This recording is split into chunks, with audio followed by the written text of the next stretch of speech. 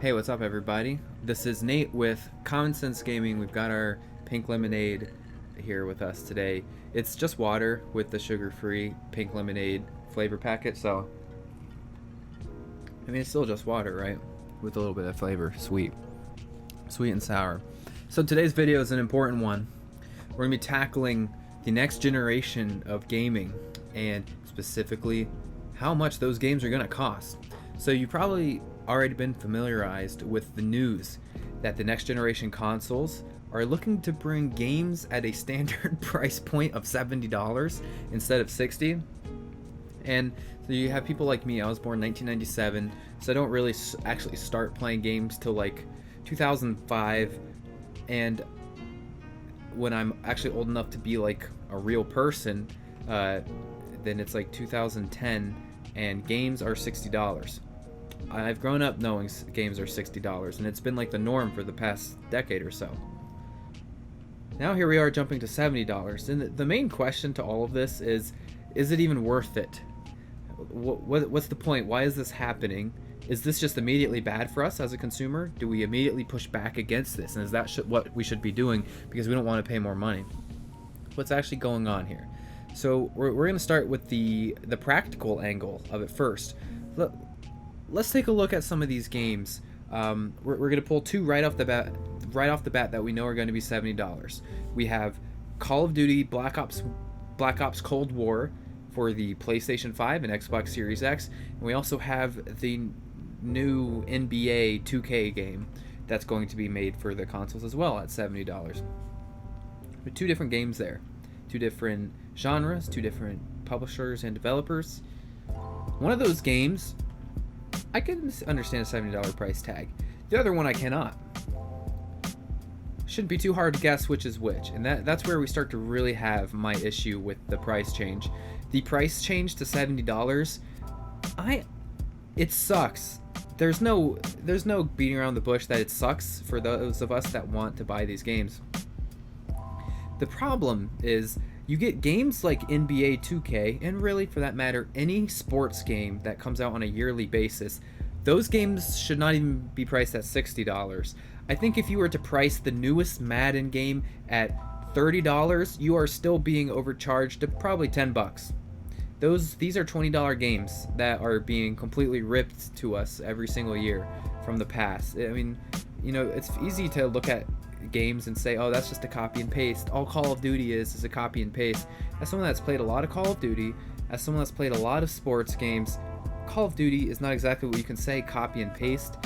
These sports games, though, are exactly what you can say as copy and paste. I am often shocked when I play the newest games. Like if you have the EA subscription pass, whatever it's called, they just moved it to Steam.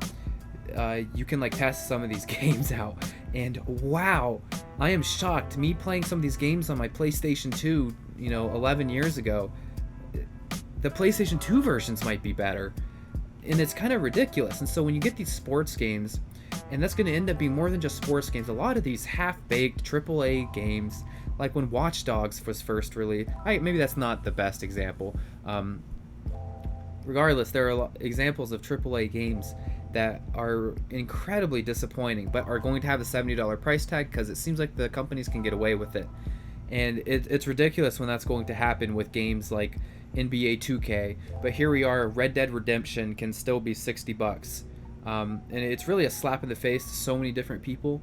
I think we could all agree, a game like Red Dead Redemption 2, for $70, and if the company is saying, hey guys, the cost to make these things and the expectation is just so enormously high, we need to bump up the price to 70, and that's what's really going to make sense for us on the back end, blah blah blah blah blah, whatever. I think we could understand for a game like that. Red Dead Redemption 2, Elder Scrolls, what are we on, 6? I played all of them, all the newer ones. I still should know what that, I think it's 6. Maybe Cyberpunk, that ends up being like as it's looking. I actually do understand Call of Duty being 70 with how intensive the single-player campaigns can be, even though I couldn't care less about them. Grand Theft Auto 6 is another big one. These are games that can be $70, and some of you guys probably will disagree with me on the Call of Duty one, which I think is fine. That one's like one I can see both sides too. But games, GTA 6, Red Dead 3, big, massive games that are kind of like cultural shifts in the gaming community. These being $70, not a big deal. But back to the sports games, really? We're going to charge $70 for that? Not a lot of common sense going on there. I really like how I tie that in. It's very good for this channel's branding, guys. Like, you know what else would be common sense is getting the guitar out of frame so I can actually do the green screen. I'm not actually gonna. I'll probably put this in the corner like a webcam. You know what, maybe actually looks like a pretty decent green screen. We may be able to chroma key this out still. Whatever. I know this channel's kind of like podcasty almost, like YouTube video length, not podcast length, YouTube video length, but podcast style. It's very chill that way. It's kind of fun. I do kind of want to start a podcast. I hate it when people say that, by the way. Man, this is good. Let's get into what $70 games on consoles. Kind of that's something we're like looking forward to. Not like that's where we see it coming in the future. When we look forward, we see $70 games coming for new generation consoles. Are the rest of us immune? Am I a PC player who plays on Steam and Battle.net and EA? Am I immune? No. No, I am not. And for all of you fellow PC gamers out there, maybe you're laughing at the Xbox and PlayStation users right now saying, good luck guys, get ready to pay $70 for your games. Good luck with that. We are next. This is not a platform issue. This is a gaming, like, as a community issue. We, as PC players, will be spending $70 on games before we even know it. This will be coming to us.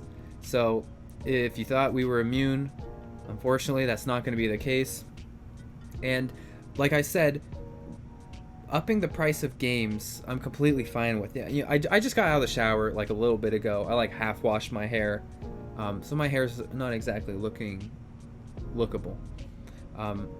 But we're not immune to paying $70 for games. Like I said, paying for GTA 6, Red Dead 3, big games where there's a ton of entertainment value. It's not really the end of the world if we're gonna pay $10 more. It is though when it's gonna be kind of bad AAA games like sports games, which is so easy to harp on. But there's so many more of that, and I should probably think of another example. You know, some of the years with Assassin's Creed probably could fall under this. I don't know if you heard that. That was a cricket outside my window. Wow. I mean, it's late at night. It's like it's 11:30. Assassin's Creed, some of you guys may disagree with me on that, but there's plenty of games. And then also think games... I hope you can't hear that. That is really loud. That's the loudest cricket I've ever heard in here.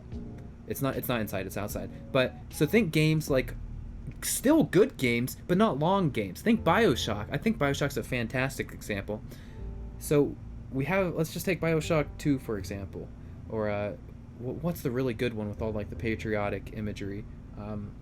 BioShock. I'm gonna hate myself if I don't know it. It's actually a phenomenal game. BioShock Infinite. So BioShock Infinite, sorry guys, I should have known that off the top of my head. It has a 10 out of 10 on Steam, 94% on Metacritic. Now, that's a great example of a really good game. BioShock Infinite is a fantastic game. I loved every second of it. I remember I sat down one afternoon after I got it on Steam. I saw it was on sale for like $5. It was like really cheap, not long ago. I played through the whole thing in one afternoon. It was just a couple hours long, like six or seven. I was done with the whole thing. Is that 6 or 7 hours worth $70? Because that's where these types of games would be. The BioShock type games. Phenomenal games that are just kind of short. Because I know by today's terms, you know, 7 hours is not that long for that much money. And that's what we can hope maybe is an outcome to this. Like maybe these experiences that we have in games will be longer. And that's what will come with that price tag. We can only hope. Or is it going to be the developers start charging this and they're not really going to change anything because they know we're going to buy it? That is our nightmare. And we already know EA is going to be doing this with their sports franchises, and that's no surprise to anyone. I think if you have a pretty well-rounded like set of games you play, you know just from your context over the years that you've built in your head, you know that these games are going to be bad. No different than, here's our other good example. I guess it's technically a sports game, isn't it? Wrestling games, WWE. These are terrible. I bought one for my dad to play with him on our Xbox One, and oh my gosh, are they terrible. Animations straight out of 2006. Unbelievable. Playing Sly Cooper on my PlayStation 2, the original one, has better animations than this stuff. It's ridiculous. And that hit the spot. Wow, I'd really be bad on a podcast, wouldn't I? I've only been on a podcast once in my life. It was fun. No, I think I did a second time. Anyways, we're going to see this trend heading straight to PC soon, and that is something we are absolutely not immune to. I hope you are excited for it when big developers are actually going to do big things with their IPs, take advantage of that extra $10 each consumer will be paying, because I think we should all be excited about that for the Grand Theft Auto 6 to be an even more insane experience. But on the flip side, it's going to hurt even more when we get a dud, like any sports game or WWE game, or I think the Assassin's Creed games suck, guys. I'm sorry. I know some people like them. The newer ones are apparently a little bit better. Like Odyssey was apparently good. What else can fall in here? Far Cry. I think Far Cry games suck. And that's just where I'm at. And that can be a little bit of subjectivity, but there's no subjectivity to the sports games. Right, guys? That's common sense, right? There's no subjectivity at all there. Anyways, I hope you enjoyed this video. A little bit longer than I was thinking it was going to be. I really do appreciate you guys that watch this channel and are like really curious into what I have to say with the gaming community as a whole, instead of just Overwatch, or like maybe or just Overwatch and Call of Duty. It really means a lot that some of you guys came over to this channel, and I hope to be giving you guys some more videos like this randomly throughout the weeks when you never expect it. I may be talking about the RTX 3000 series of GPUs. If that's something you're really interested in, hit me with that comment. And I turned 23 on Friday. That's 2 days from now. Happy birthday, Nateson. Or Nate from Common Sense Gaming.